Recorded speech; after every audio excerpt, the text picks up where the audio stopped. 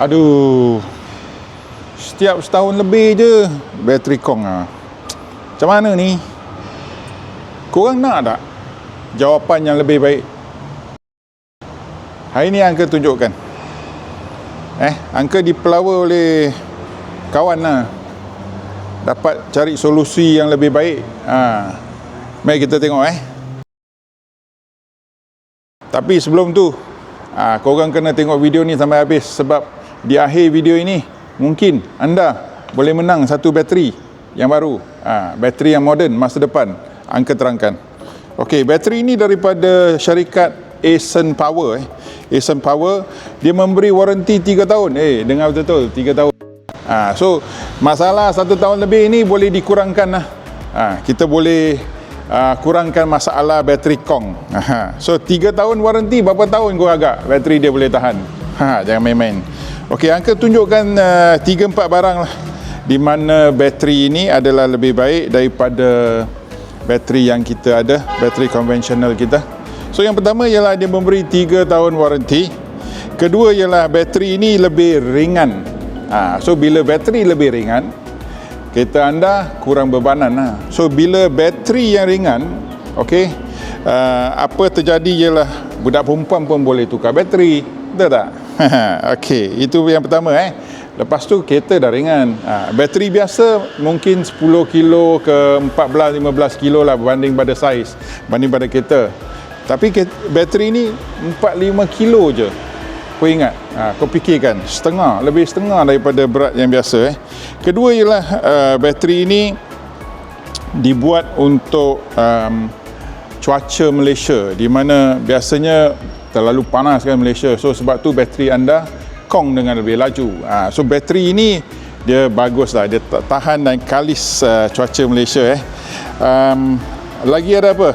Okey, bateri ini menjanjikan higher starting power. Maksudnya bila anda nak start kereta lebih senang.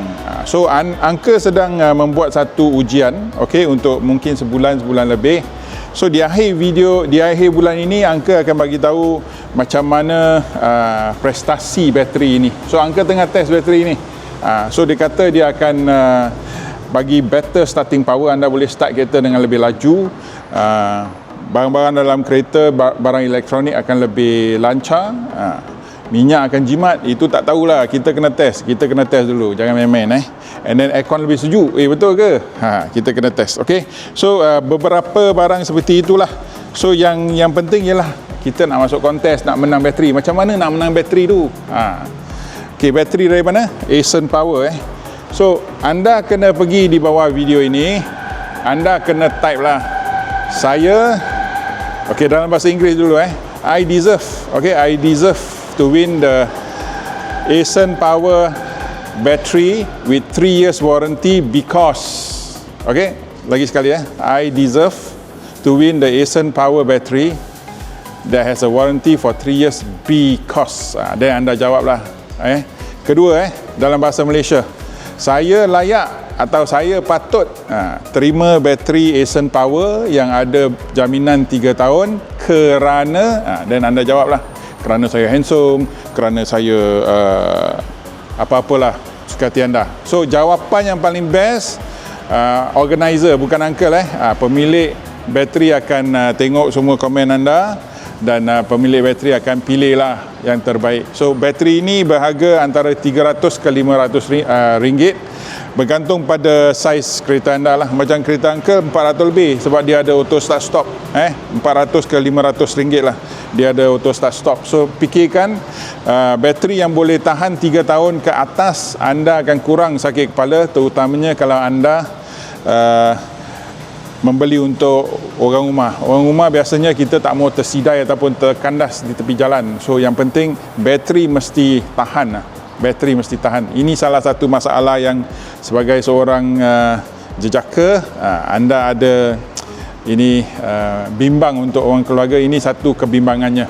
So Angka mengurangkan bimbang anda dengan ini. So kita test, lepas mungkin 2-3 minggu Angka akan bagi lagi satu video untuk tunjukkan apakah perasaan Angka setelah mencuba bateri ini. Apa-apa pun dapat bateri free apa.